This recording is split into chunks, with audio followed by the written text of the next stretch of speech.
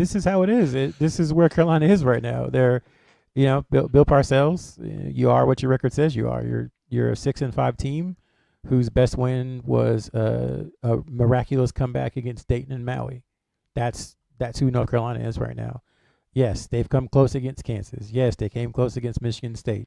Yes, they came close against Florida, but close isn't going to get you into the tournament. Wins get you into the tournament, and that's why this schedule. I'm not gonna take a shot at the schedule because you play what's in front of you.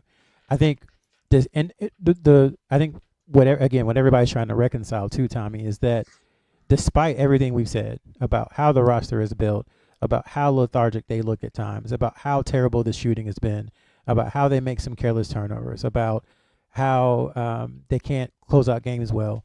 They're still like in most of these games somehow. I'm not sure exactly how, but they're still in a lot of these games and they just can't close it out. So it keeps you from completely burying them because you've seen, as I said, what they can do in these small stretches when they are engaged. And like I try not to be body language guy, but it's such a marked difference after a couple of shots would go in what their defense looks like, and that shouldn't be the case.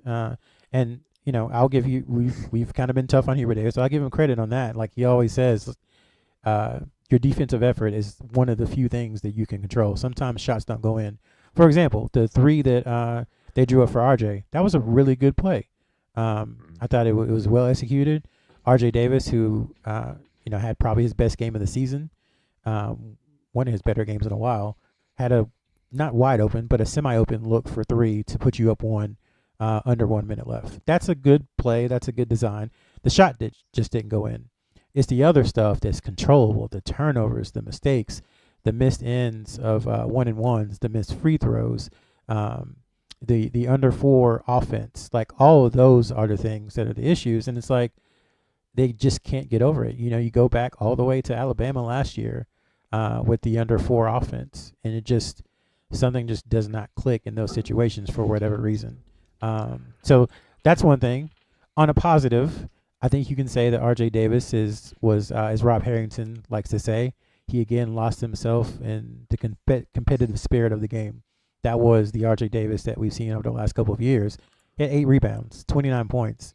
Really put UNC on his back and was kind of determined to get them over the top, but just wasn't able to do it. So I guess that's a positive that RJ Davis kind of looked like himself. Ian Jackson played really well offensively. That's a positive. I think Seth Trimble has been a positive all season and really is North Carolina's most consistent two-way player. But outside of that, there's just work to be done for this team, and it's just going to take something that we haven't seen. It's going to take one of those 19, 18, 20-game winning streaks to get them into the tournament, and I just don't know. I shouldn't say don't know. I don't think this team is capable of that. So we'll just have to see what happens moving forward. But got to reassess because the goals for the end of the season look like they are long gone. And so what do you play for now? How do you get yourself motivated? And how do you keep this from spiraling into something worse, something that we haven't seen in 15 or 20 years? Yeah, it's the controllables, to your point, are unbelievable. And I was going to make that point getting out of here is that the difference in how they play when the ball's going in the basket versus how they play when it's not is unacceptable on any level of basketball. And we see it night in and night out. You see heads droop when balls don't get in the basket. You see lack of defensive effort. You see lack of boxing out, lack of everything. And this team is just not good enough talent-wise and skill-wise to be sort of half rear-ended on either end of the court. Oh, no, especially defensively. I mean, they have to play desperate defensively, and you saw it when they got back into the game. And they did it. That's the thing. That's the maddening part. It was Drake Powell, rotating over to get a block. I mean, he was on the other block, and he rotated over at least a good 15 feet in maybe a second or two and got a block. Seth Trimble was getting in passing lanes.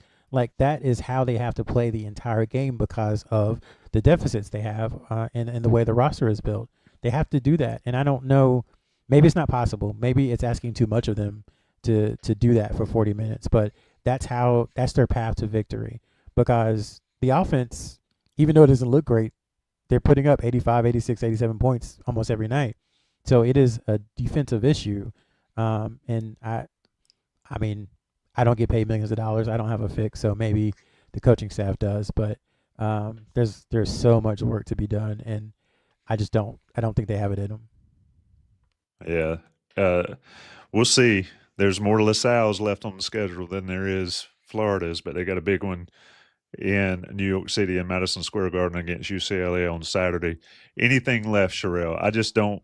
For me, the whole point and the theme of this show is this team is so much less than the sum of the parts, and that falls on the coaching staff to get that done and get it put together in whatever way.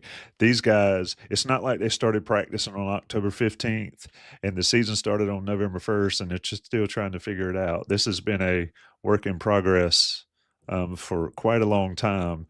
And this second half against Florida and that second half against Kansas are starting to look like that 5-week run they had in 2022.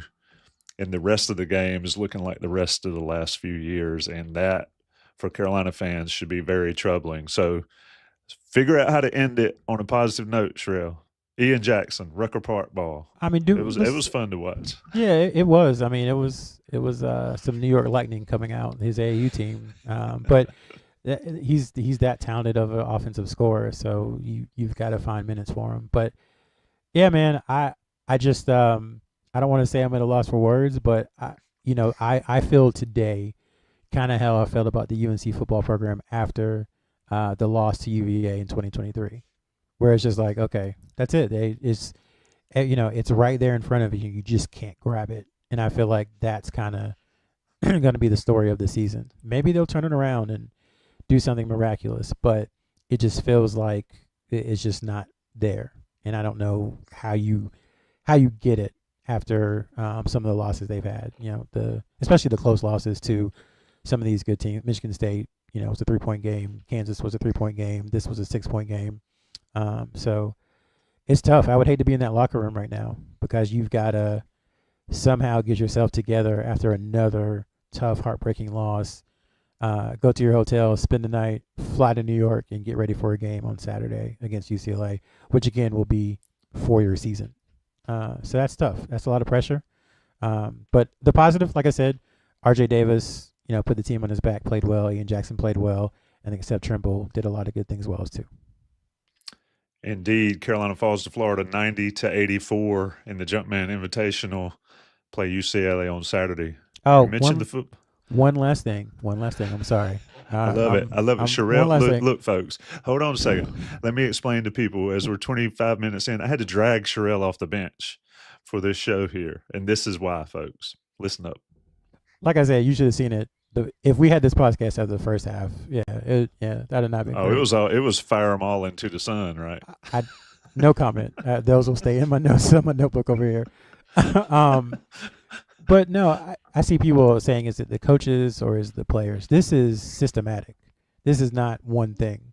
This is everyone top down has to do better or has to be better, whether it's playing defense, whether it's drawing up plays, whether it's substitutions, whatever you're responsible for when it comes to Carolina basketball, you've got to do better. And it's easy for me to say from my couch, like, oh, you guys need to do better. But I don't think I'm saying anything, and I wouldn't say anything that I don't think they're saying to themselves. That's kind of like my personal rule. Like, don't come after anybody personally, and don't have any criticism that you wouldn't tell them to their face or that they probably aren't saying themselves in the locker room. I think pretty much everything that we've talked about over the last 25 minutes has probably been said at some point, whether it's a press conference or in the locker room or just to each other. They've just got to be better, especially on the defensive end.